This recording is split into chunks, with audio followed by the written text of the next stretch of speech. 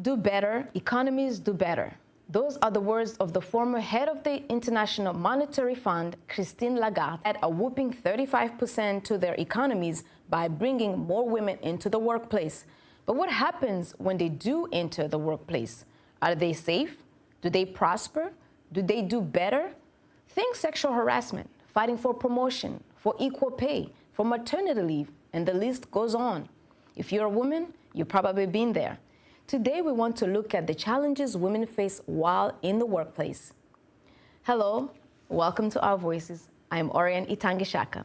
Here with me is my co-host, Haiti Adams Fitzpatrick, Ayan Bior, and also joining us on our discussion today at the table is Kehinde Ajayi, lead of the World Bank's Gender Innovation Lab Youth Employment Research. Welcome, Kehinde. Welcome. Thank to the you. show. Thank you. And joining us via Skype from the Ugandan capital, Kampala, is Rita Akutwasa. She's the director of IST, Institute for Social Transformation, who I met while on travel in Uganda, the Pearl of Africa. Hi, Rita. Hello, hi. Thank you for being with us. I recently had a chance to travel to Kampala, Uganda, and talk with market women entrepreneurs in Kaleere who are striving to grow their businesses beyond the market. They enlisted help from an NGO called IST, Institute for Social Transformation, to address some of their frustration about their work environment with the city of Kampala. Let's take a look. We're here at Kaleere Market, Kampala, Uganda, where many women in this market are asking for their conditions to change.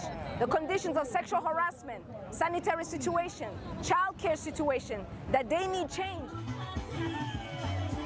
They met with the authorities of the city of Kampala as well as the UN Office of Gender Equality and Empowerment of Women in a town hall meeting and demanded for better work environment and conditions. Women are routinely sexually and physically assaulted while at work in the market. Josephine Mukisa describes the circumstances of sexual harassment against early morning small business entrepreneurs who have to be in the market as early as 4 a.m. to sell or trade with wholesale vendors from other markets. The challenge we have with coming very early is that at times we come across hoodlums who often rape women. Others simply insult and sexually harass women with so much obscene words. They touch and grope you. Your customers could be right in front of you. They would still grope your breast and your butt aggressively. When you tell them to stop it, they get irritated and start shouting horrible insults at you, even in front of your own kids. It's so humiliating.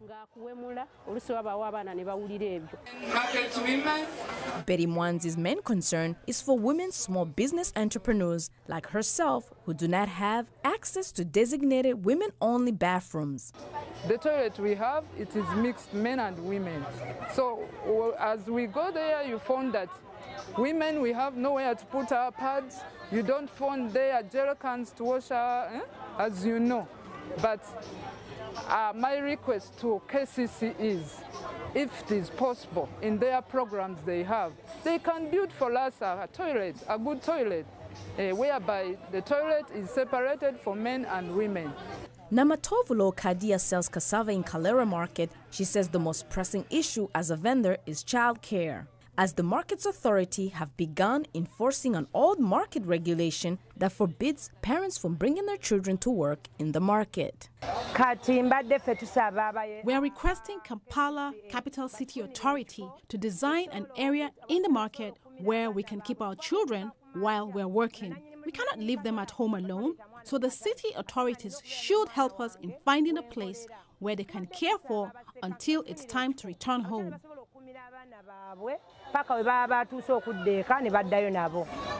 IST, Institute for Social Transformation's representative, says women have taken an important first step in coming together to demand action. I would start by answering that question to ask how important is the G7 coming together? How is important is COMESA coming together? How important would the European Union be coming together? So it's a whole question about collective organizing, collective voice, being able to identify yourselves as one and be able to fight issues that affect you on a common ground. Leocadia, however, is not very hopeful for the future. If Kampala Capital City Authority and other authorities implement what we have discussed, then we have hope for change. But if the ideas are just left on paper and not included in their programming, then our hopes will just fade. So Rita, while there, it was my impression that the leadership, whether it be the city or the commission of the market, weren't sensitive to the issues of women. Why was that so? I think, of course, it comes from the issue of priorities. And when you look at, especially in Uganda, the priorities, you always find that issues that affect women come last on the list, if actually not missing totally on the list.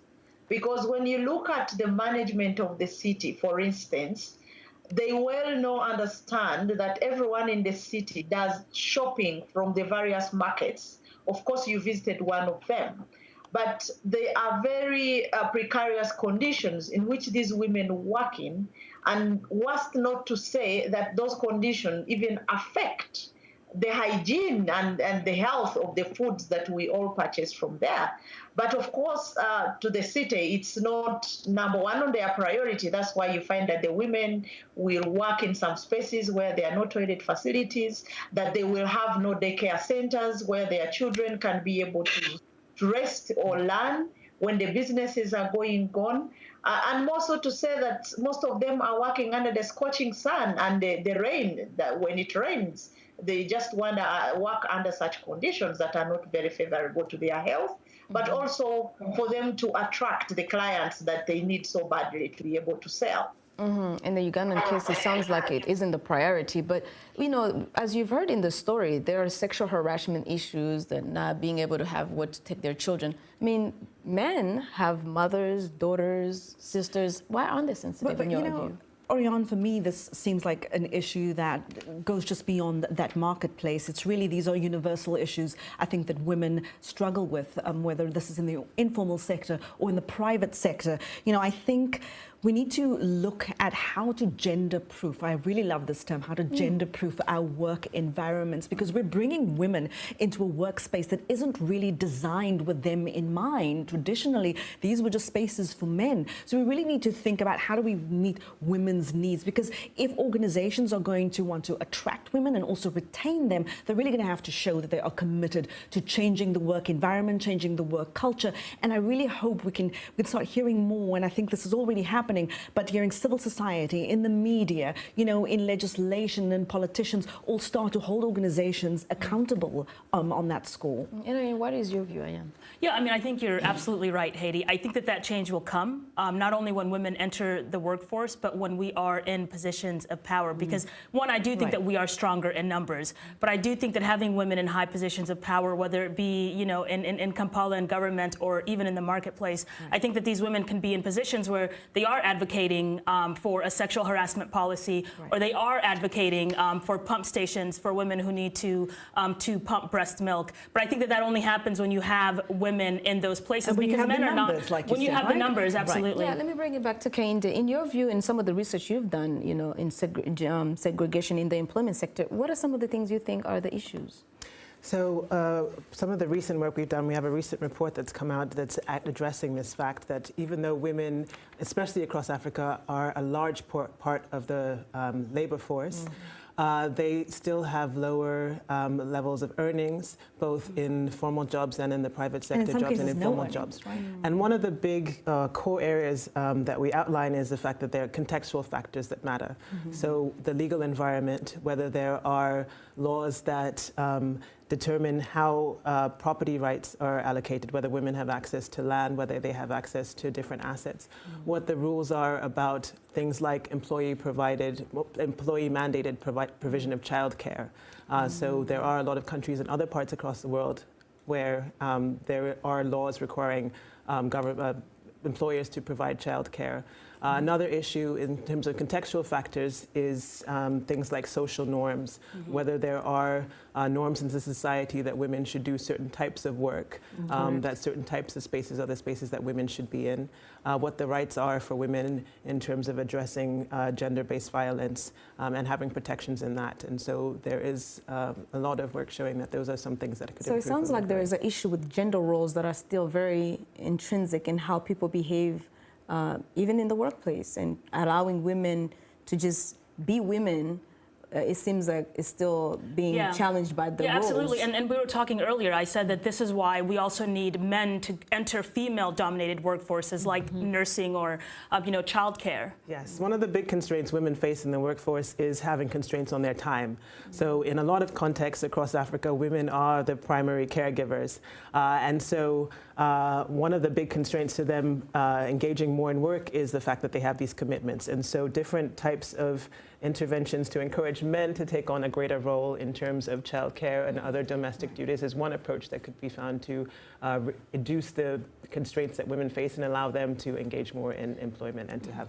I agree with you on that, because it's like charity, right? It begins at home. You know, when we have men also playing that role, I see men also then coming forward and fighting for paternity rights. More paternity leave. But I want to ask you something very, very quickly about the treatment of women by other women, because sometimes having other women that can help, but I've also seen and experienced incidents where women have been really sometimes the culprits of holding other women back. How does one begin or even start to fix that issue? Because it's not a conversation we as women are very excited to have, but it's there, it exists, and I'm sure many of us have experienced it too. Correct. Perhaps in the market leadership, there's probably a woman who's supposed to be advocating for her friends and aren't. Yeah, I think this comes back to the fact that women are a large part of the labor force, but have different social networks, tend to have different social networks than men do. And that, again, provides, in some situations, a constraint to women in terms of accessing the type of support that they need to really excel or succeed in the workplace. Well, what challenges do you see women face in the workplace, and what are some of the solutions? Join the conversation on Facebook, Twitter, and Instagram. Our handle is @VOA Our Voices, and we're also on WhatsApp. The number is on your screen. We'd like to thank our guest, Rita Akutwasa, the director of IST, Institute for Social Transformation in Uganda. She joined us from Skype from Kampala, and of course, Kahinde Ajayi, the lead of the World Bank's Gender Innovation Lab Youth Employment Research, for joining us today. After the break, we'll switch gears a little bit to take a look at the wage gap for women and if it can be closed. We'll be right back.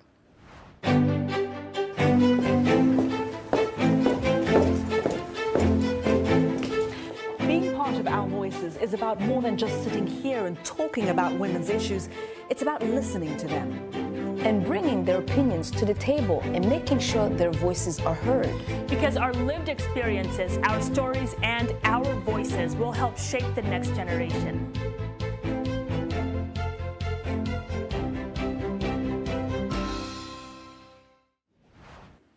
You're with Our Voices. Welcome back. The World Economic Forum estimates that the global gender gap will take 108 years to close, and the gender pay gap will take even longer, 202 years. In the next part of our discussion on women in the workplace, we shift the gears a bit and ask, what is driving this wage gap, and how does unequal pay in the workplace affect women on the continent? And I'd like to welcome Helen Fisahai. She's the CEO of F3 Global, based here in Washington. She works with women entrepreneurs across Africa and in the diaspora to help improve their capacity and give them access to trainings and networking opportunities. Helen, welcome back to Our Voices. So good to have you back. Nice to see you again. Ladies, it's going to take 202 years. 2 lifetimes. I mean, it feels great to know that your great-great-great-granddaughter might have a chance at equal pay for equal work. Well, we better start now. We're so much closer now. I mean, I don't even know what we're supposed to do. But why is it going to take that long? I mean, I guess we can talk about it. It's amazing. Helen, why do you think we still have a pay gap at this moment? I feel like the simple answer, honestly, is that the world and men that control the world really don't see us as equals. Right. Clearly.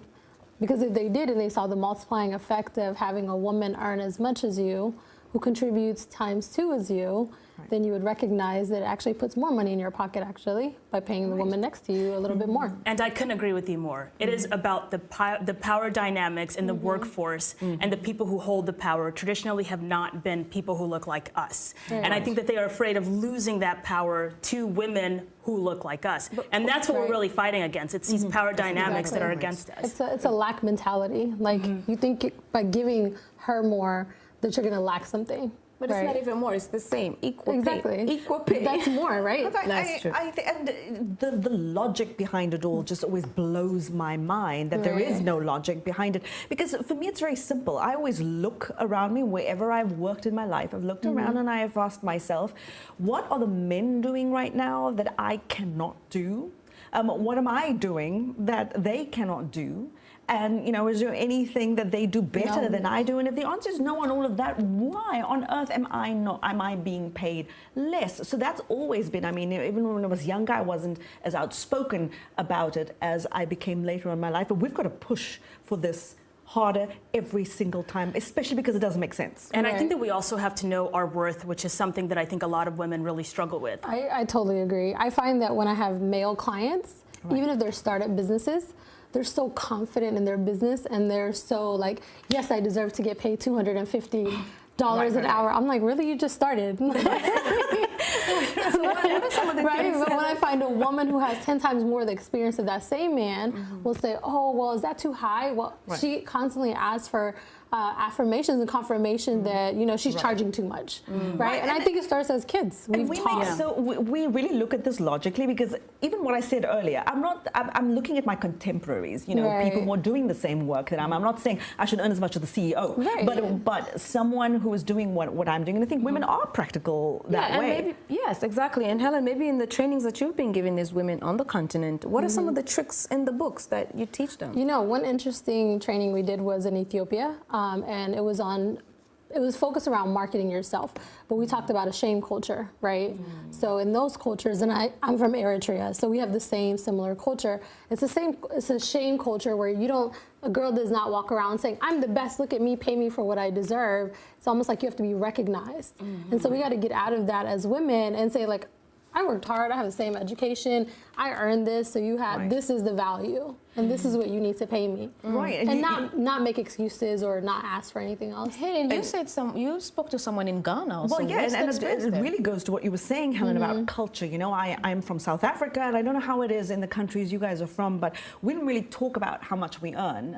It's just not, it's taboo. And of course, organizations like that it's taboo because, you know, nobody knows how much the other earns.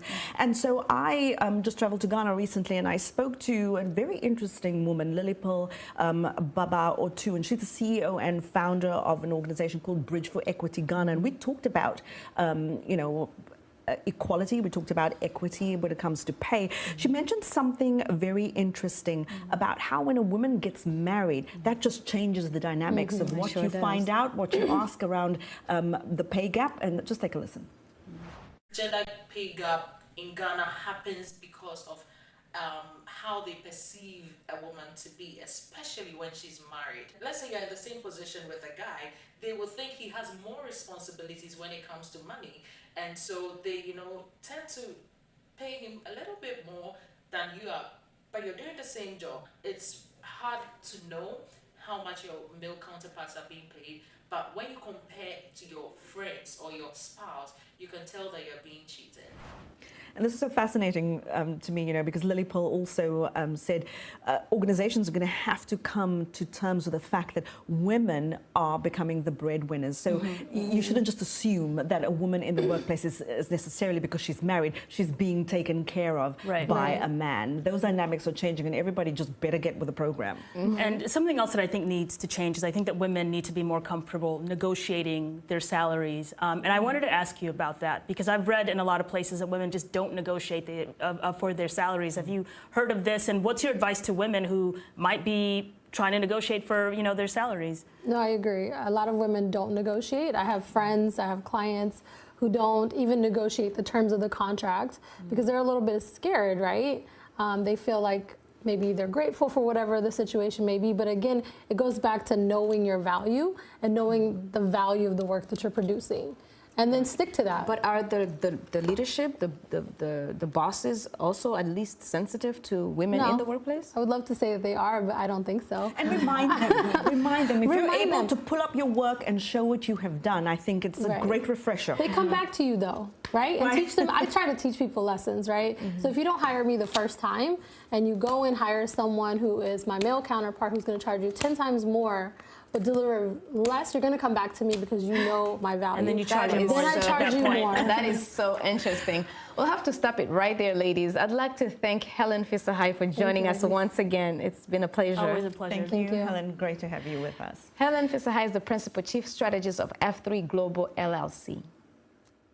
Well, after the break, we'll introduce you to our woman to watch. She'll share her personal story of harassment in the workplace. That experience ultimately forced her to quit her job and motivated her to start a nonprofit that now advocates for women in her native country, Mali. We'll be back in a moment.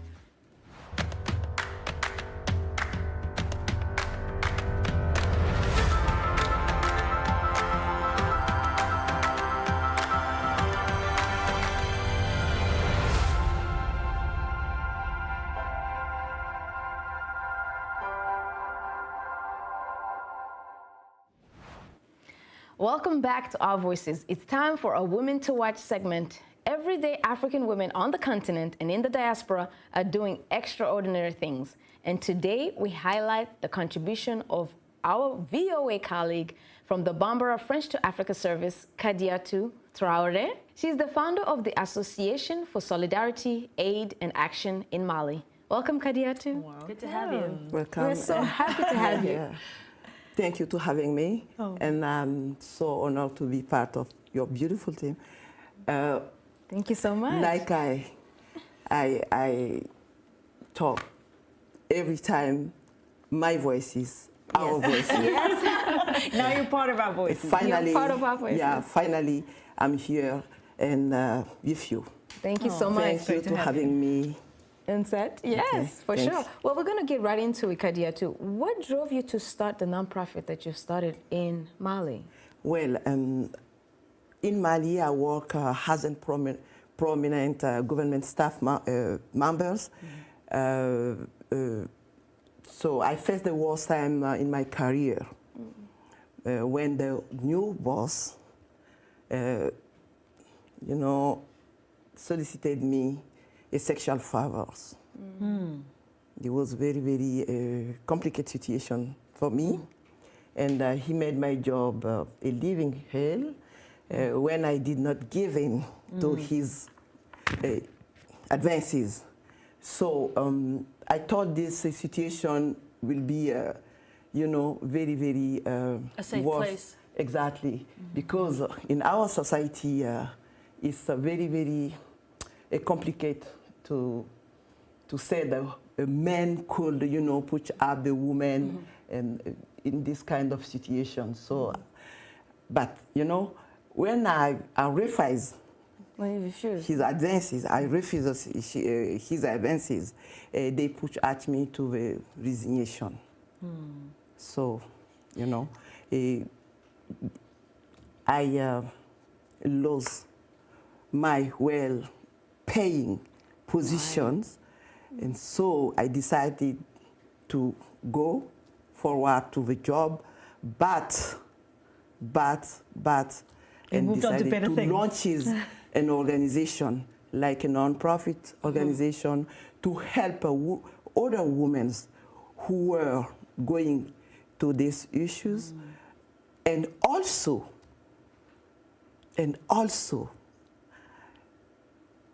I would like my voice to be heard.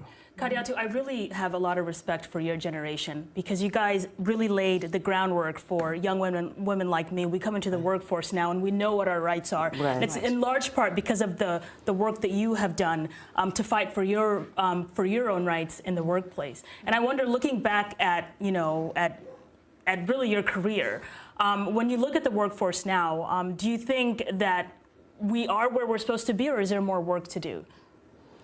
Oh, yes, of course, because I was talk to myself and said, it should be started by something, you know? The women do not react to that kind of situation when it's happening. But, you know, I said to myself that I took that decision to myself and said, and maybe I'm going to get some voices added to mine and, you know, fighting against that issues. Speaking of that, did you get any support from either family, community, or anywhere else? A very few support. Did people fight you back? A very few support. Friend of mine told me, you have not to do that. I say, why? When I said why, I asked why, she said, you know what I'm talking about it. You know where you're from. You have not to do that kind of, you know, create that kind of a situation, because it could be another, you know, create another problem to you, to yourself and to your family also. But I see. Well, Kadiatou, that was a big frustration for me, and I decided, you know, to express my frustration and to just tell to people, we have a right. We are women and we have a right in the society. Thank you so much, Kadiatou, for sharing your story with us. Well, Kadiatou, because you used your voice, I'm sure you have emboldened a generation of women to use their voice as well. And we also want you to use your voice. Who do you think deserves a shout out? Use the hashtag VOA Our Voices and tell us who you think is a woman to watch in the fight for a better workplace for women and closing the wage gap. Also, be sure to watch Our Voices on the VOA website, where you can find the world's top news stories. And we leave you with a quote from American journalist and the niece of the late U.S. President John F. Kennedy, who signed the Equal Pay Act into law in 1963. Maria Shriver used her voice to say, when we pay women less than men, we're telling women their work isn't as valuable. We're all equally valuable and we should be paid equally. And that's our final word for this week. I'd like to say thank you to our guest, Kehinde Kenny Ajayi of the World Bank's Gender Innovation Lab Youth Employment Research, Rita Akutwasa, Director of IST, Institute for Social Transformation, and last but not least, Helen Fisahai, CEO of F3 Global LLC, and also Kadiatou Traore. Thank you so much. Thank you for having me, and I really appreciate it. Yes. On behalf of the Voice of America, along with my colleagues, thanks for tuning in to this week's Our Voices. I'm Orion Itangishaka. Good day.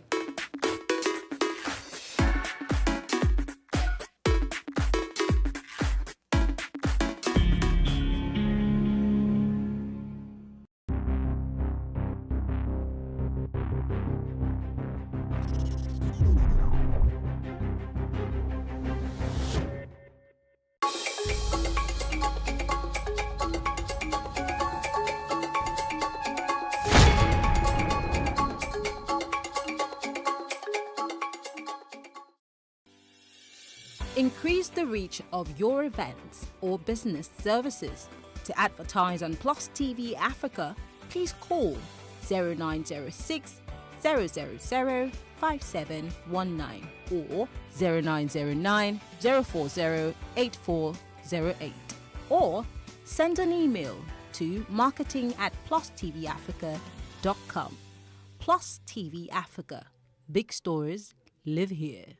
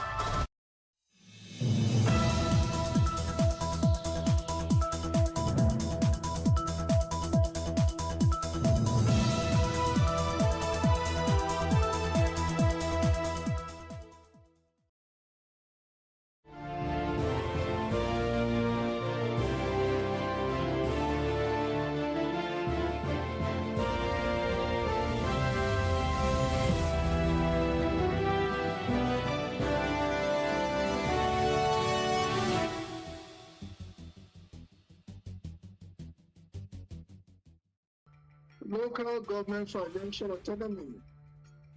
Makinde sets a committee to review Supreme Court judgment. As a former governor of Ekiti State, Fayose says autonomy won't work. I am Bola Oba. Fits is plus politics.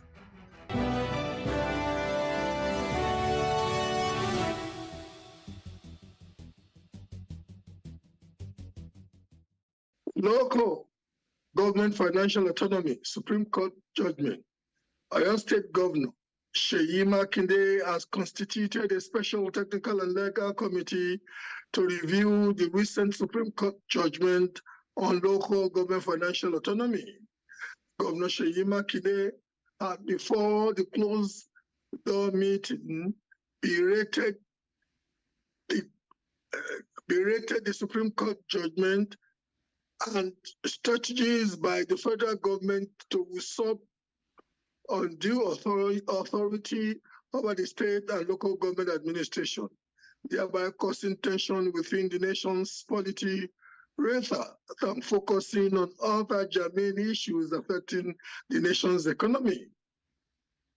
Similarly, Ayodele Fayose, a former governor of Ekiti State, says the Supreme Court verdict granting financial autonomy to the 7 rest of the 4 local government areas could prove impracticable. Fayose said that even though he does not subscribe to the state governors taking the funds of local governments, it is difficult to separate both tiers.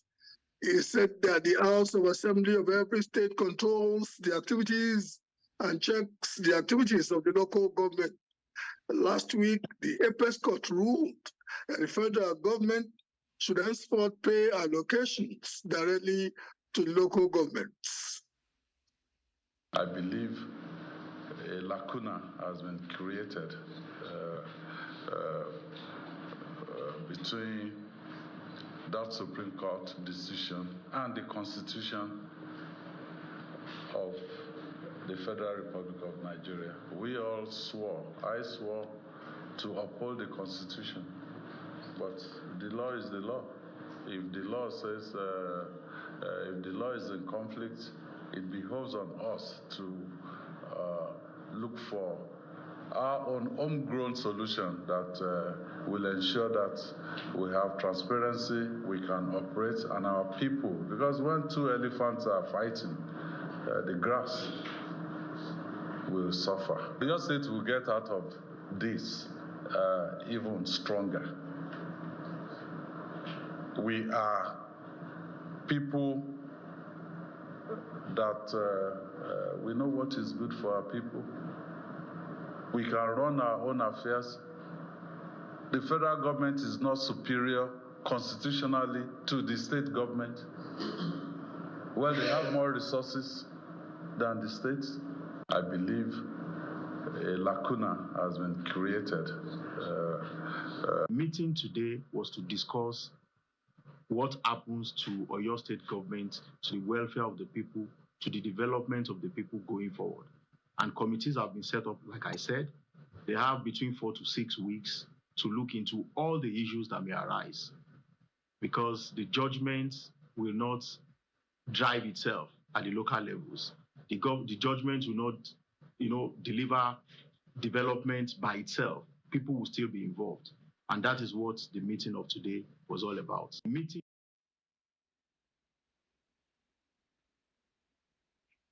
Joining us to look at things is the lawyer and public affairs analyst, Tunde Kolawole. Also joining us is the House Leader of Councillors at the Onigbogbo LCDA, Honorable Kayode Opayemi, and a lawyer and public affairs analyst, Gerald Dokoli. Gentlemen, welcome to Plus Politics. You're welcome. You're welcome. Thank you. Honorable Opayemi, let me start with you. Yes, sir.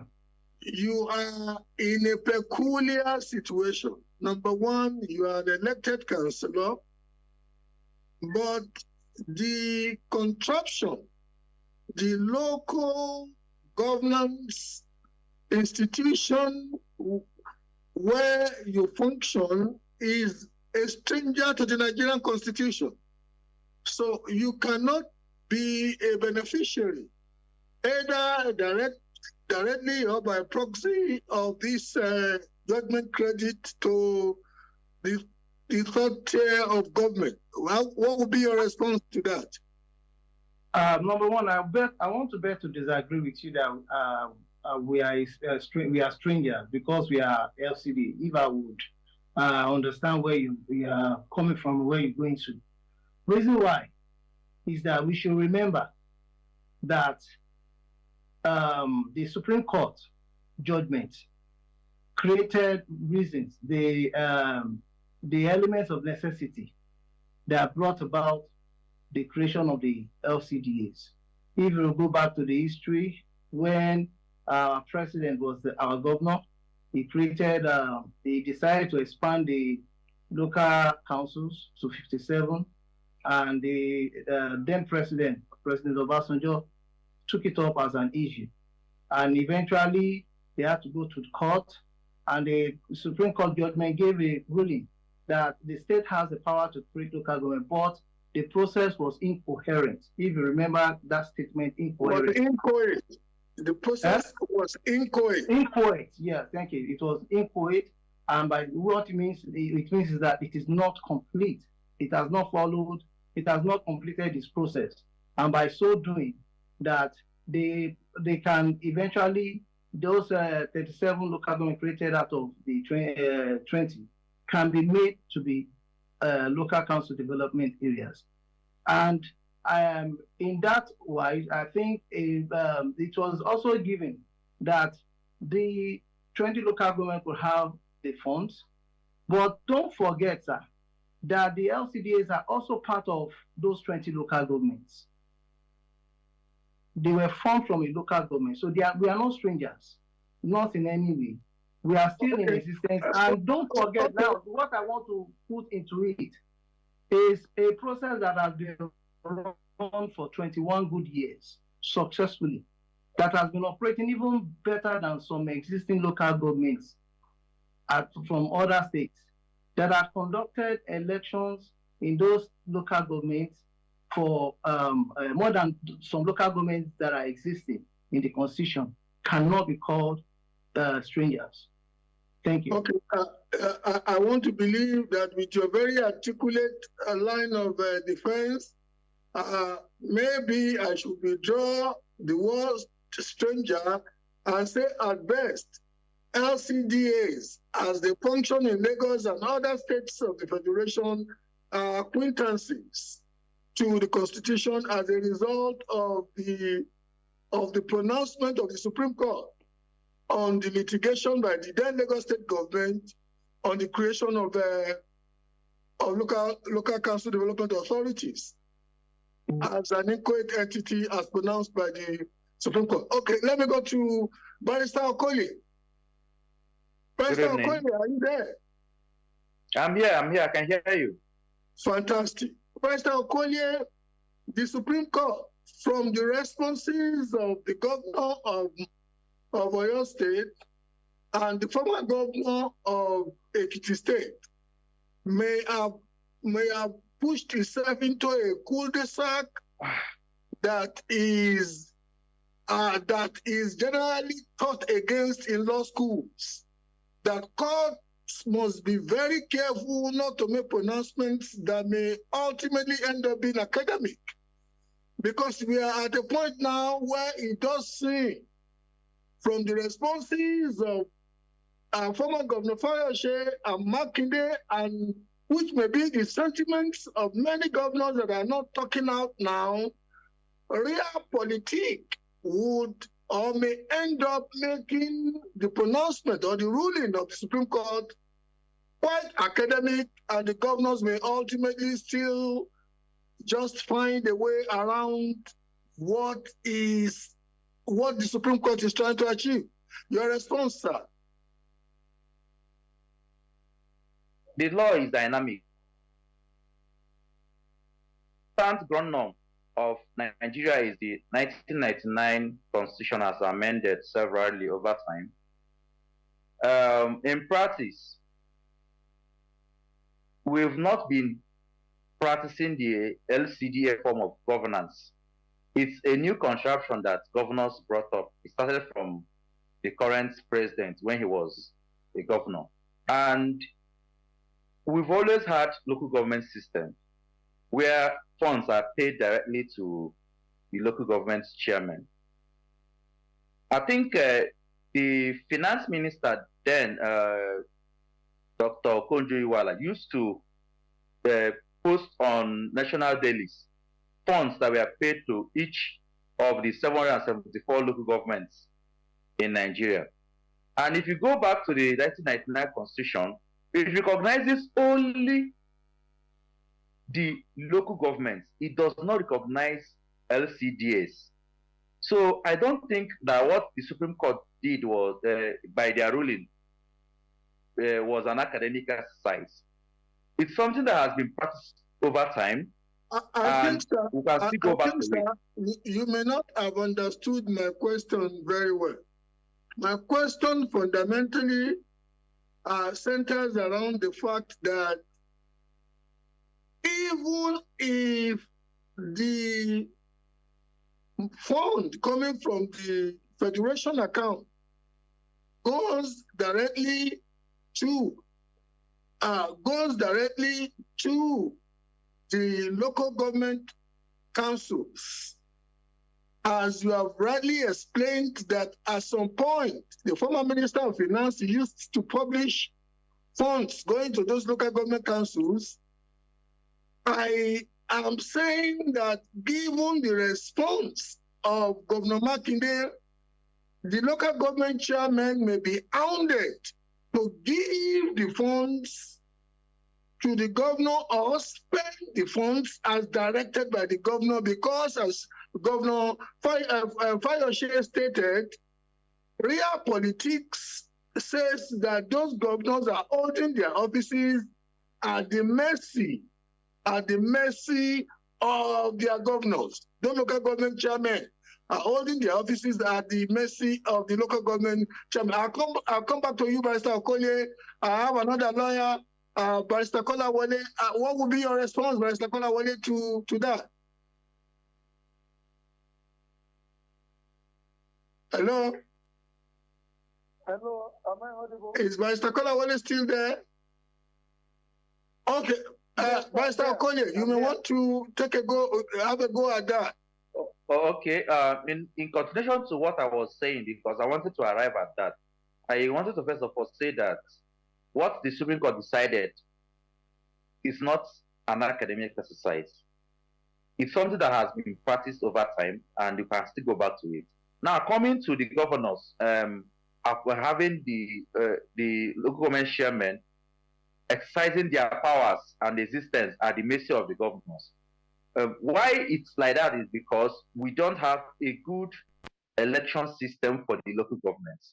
You see a situation whereby elections are conducted for local government and the party in power in that state sweeps all the posts from councillor to all the chairmen. So this is a good step in the right direction, but more effort should be placed to ensure that there is full local government autonomy. That is to say, ensuring that elections that usher in the local government chairman and the councillors are free, credible, and trusted. That way, development can get to the grassroots. Thank you. Thank you very much, Barrister Okoye. Is Dr. Kolawole here now? Yes, I'm here. Hello? Okay, let me go back to Honorable Opayemi. Honorable Opayemi. Let me start. I'm here. I'm all here. Let's start from the point of view that it is shocking to me that the federal government took that kind of a case to Supreme Court for education. I say this in all sense of responsibility. Because the people who are carrying the responsibility of the federal government today have either have once been governors of the state, they have either been senators, or they have either also been local government chairmen themselves and others. And you find out that when they were governors and what have you, all the issues that are associated with the management of the resources of the local government today, the structures of the local government today, elections or democracy at the grassroots level, at the local government level, and all that, began from under their domain. So what has led to the change of heart today, I really don't know. And as we say in law, whoever goes to equity go with a clean hand. It doesn't appear to me that those who took this case to court have a clean hand in respect of this matter. That is my first point of departure. The second one is that when you look at the decision of the Supreme Court and all that, it would appear to me just like one of the contributors have said, to be born out of the doctrine of necessity. The Supreme Court does not want the local government to die off the way it is going. Because if the local government is not protected, the rapacious manner in which the governors are managing those local governments would eventually lead to stress of the local government. And whereas you and I should know that the local government have more responsibilities under them than even the state government, than even the federal government and all that. So when you look at chapter 1, part 2 of the Constitution, I think under section 7 there, you will see that what the Supreme Court has simply tried to do is to protect the local government from withering out. Especially on the side of the councillors. I know of like 20, let me say 10 or more councillors that are from various parties. Accord, we have councillors that are from Accord party. We have councillors that are from PDP. We even have a councillor that I know that is from HELP in this Lagos state, which shows that Lagos state election has been relatively, let me use the word relatively, fair to a great extent. Now, if we are now talking about the local government election and we want to assert our independence, see, your sovereignty is what you are giving to me as an elected person. How many people within our citizenry live in the local government? We have nostalgia at the local government election level, whereby people don't come out to vote. Those places where people came out to vote, they were able to elect the people of their choice. I can tell you of that of Agege. I can tell you of that of Mainland. I can tell you of that of Odiolo. You can go and testify. So when we are coming to make assertions, we should be able to be empirical about it. Now, going to the state independent electoral commissions, just like my learned fellow stated, there's not, when it comes to constitutionality, it can never be academical. Don't forget that in the Nigerian constitution, the creation of state electoral commission exists very, very prominently in our constitution. So if at all we want to even go about that, we have to go to the National Assembly, whereby the constitution will be amended, and maybe that article will be taken over and be given, and then INEC will be given the power to conduct the election. But it is not as we are saying that if INEC should conduct election, then there will be this El Dorado in the way we conduct election. It is not so. It is about the people who have the nostalgia at local government level to vote. It is about every one of us that are participating. It is about the desperation of some people who feel that under most, their party must have the total control of the state. You see, the institutions are there. The players in the institution, how well, as in how sincere are they to us? How sincere are they? The players and everybody that are there, how sincere, how committed are we? These are issues that we should be talking about. Thank you very much. Okay, thank you very much, Honorable Okwayemi. I want to believe that you too would understand that Lagos may be may be a bit of an aberration from what prevails across the country. Local council elections have just been held in Adamawa. Local council elections have just been held in one other state of the Federation, and the ruling parties in those states carried all the elected offices, including all the councillorship positions. I am not gainsaying your submission about Lagos, but even in Lagos, the ruling party controls the 57 local government and local council chairmen. Am I right about that, sir? You are right, but I can answer you if you give me the opportunity to say something about that. Go ahead, please. Yeah. So, sir, winning election is about putting structures down. Lagos State will always have its ways of winning local government election, because many of the parties that are in Lagos State, they only wait every 4 years to come and conduct, participate in presidential elections, senatorial elections, House of Rep election, House of Assembly, and governor election. Once that is won, they go back and then they go and sleep. Even most of these parties that we are talking about, that they won elections, many of the people who won the election were people who were aggrieved in our party, who had to use those parties as a platform to contest for elections so that they can win, and eventually they did. So the chairman winning election is about the structure that is on ground. If you don't have structure in which you are going to use in winning election, and you just wake up tomorrow and you say you want to win election, it might not be possible. Okay, Barrister Okoli, we are coming back to my first poser to you now. Realpolitik, as explained by Honorable Opayemi, who is a practitioner of the trade, speaks to the fact that as good as the intention of the justices of the law lords, the justices of the Supreme Court may be, at the end of the day, is a function of the point that you made so articulately. That's, how elections conducted by the state independent electoral commissions are somewhat relatively warped when juxtaposed with elections conducted by INEC.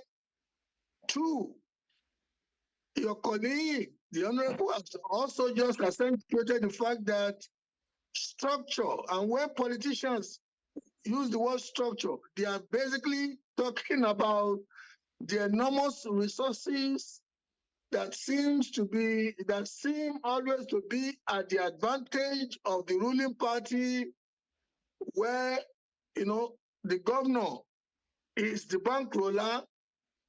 So this pronouncement of the Supreme Court, in view of all these realities, what does it amount to? If you want to give us any form of enlightenment from your position as a minister, as a minister in the Court of Justice, especially the Supreme Court, any form of enlightenment from you?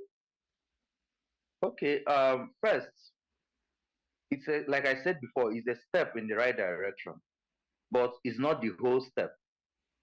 There are more steps to getting it right. And what do we do?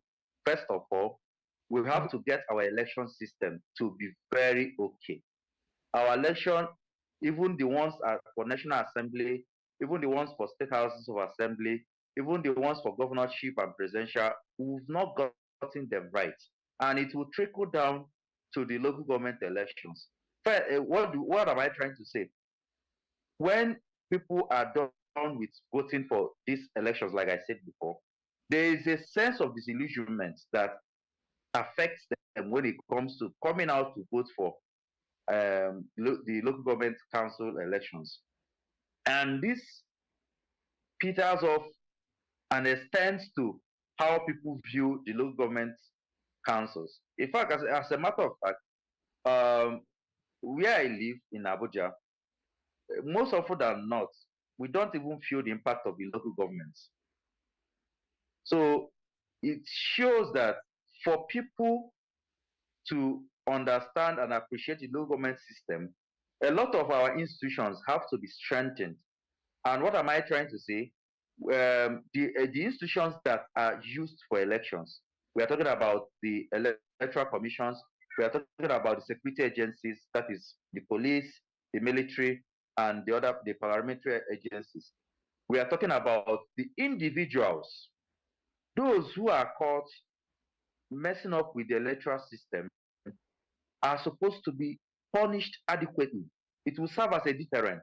So when people know that their votes will count and their votes are actually counting, they will participate more in local government council elections, and they will hold their councillors and their chairmen, they will hold them more responsible than they will even hold their governors, because these people, these chairmen, these councillors are people that they can see on a regular basis.